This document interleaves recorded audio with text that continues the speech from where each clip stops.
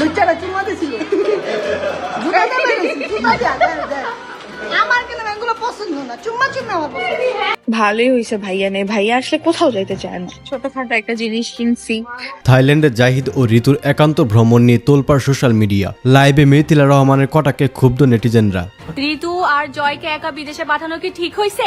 একদম ঠিক হয় নাই। আমরা একদমই ঠিক হয় নাই। লাইভ শেষ একদমই ঠিক করে হয় নাই। পাঠাই দিব। আমি এর জন্য কাল সকালে চলে যাচ্ছি। কিছুদিন আগে রাকিব হোসেনের ভাগিনা জাহিদ হাসান জয় এবং রাকিব হোসেনের ছোট বোন ঋতু হোসেন একসঙ্গে থাইল্যান্ডে ঘুরতে যান। নুসরাত জাহান অন্তরা অসুস্থ থাকায় রাকিব নিজে যেতে পারেননি, তাই তিনি বাধ্য হয়ে ঋতু ও জয়ের দুজনকেই একা বিদেশে ভ্রমণে পাঠান। আর ঠিক এখান থেকে শুরু হয় নানা কথাবার্তা, সমালোচনা ও বিতর্ক। তাদেরকে একা পাঠানো নিয়ে সোশ্যাল মিডিয়ায় দেখা যায় ভিন্ন ভিন্ন প্রতিক্রিয়া। অনেকে বলছেন দুইজনই প্রাপ্তবয়স্ক হলেও একা বিদেশে পাঠানোটা ঠিক হয়নি, সঙ্গে অন্তত কাউকে থাকা উচিত ছিল। কেউ কেউ আবার একেবারে সম্পর্ক নিয়ে কটাক্ষ করে মন্তব্য করেন। যদিও জয় হচ্ছেন ঋতুর ভাগিনা, তবুও তাদের একসঙ্গে ঘোরাঘুরি নিয়ে অনেকে সন্দেহজনক মন্তব্য করতে শুরু করেন।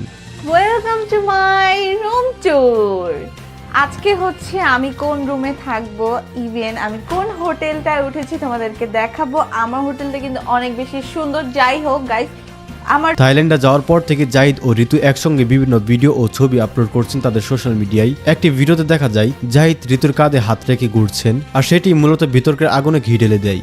আমি আমার ভাইকে খুব মিস করতেছি। বলো তো কেন?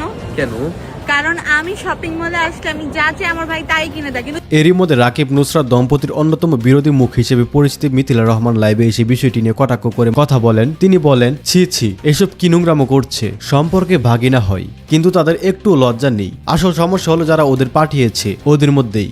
নাম না বললেও তাদের ইঙ্গিত স্পষ্টভাবেই ছিল রাকিব হোসেন এবং নুসরাত জাহান অন্তরার দিকে। ঋতু আর জয়কে একা বিদেশে পাঠানো কি ঠিক হইছে? একদম ঠিক হয় নাই।